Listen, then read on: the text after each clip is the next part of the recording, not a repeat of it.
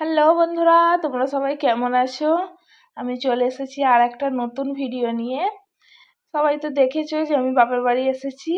এটা সন্ধেবেলায় যেদিন এসেছি সেই দিন সন্ধেবেলাতেই আসলে আমাদের এখানে একটা বড় পুকুরে পাস হচ্ছিল, তো আমার আব্বা ওখান থেকে এই বড় মাছটা নিয়ে এসছে।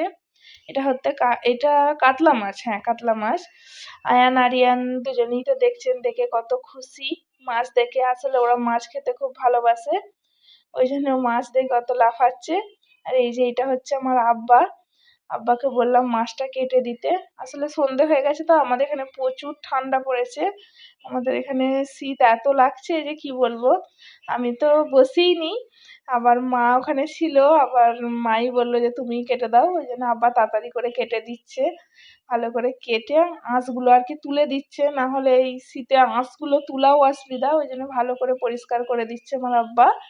মাছ খেতে আসলে আমার আয়ান আরিয়ান খুবই ভালোবাসে, ওই জন্য আরো নিয়ে এসছে। আসলে আব্বা মা তো এরকমই হয়, ছেলে মেয়েরা যেটা ভালোবাসে সেটা দেওয়ার জন্যই আকুল বিকুল। আর আমি আবার শ্বশুর বাড়ি থেকে এসেছি, ওই জন্য আরো। আর এখানে তো দেখছেন আমার আব্বার ছাগলগুলো চারিদিকে ঘোরাঘুরি করছে।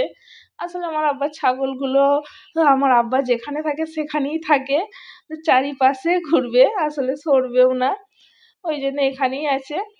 আর ভালো করে আমার আব্বাই তো কাটছে, দেখছেন মাছটা। আর আমার আয়ান আরিয়ান সবাই এখানে আছে। কেটে আমার আব্বা ছোট ছোট করে পিস করে দিয়ে দিচ্ছে। আসলে আমার আয়ান তো একদম মাছ পাগল যাকে বলে।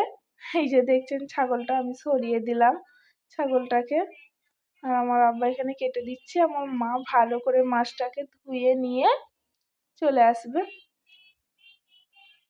এই যে আমার মাছগুলোকে কাটাও হয়ে গেছে, আমার মা যে ধুয়ে নিয়ে চলেও এসেছে। আজকের মতো ভিডিওটা এই পর্যন্ত।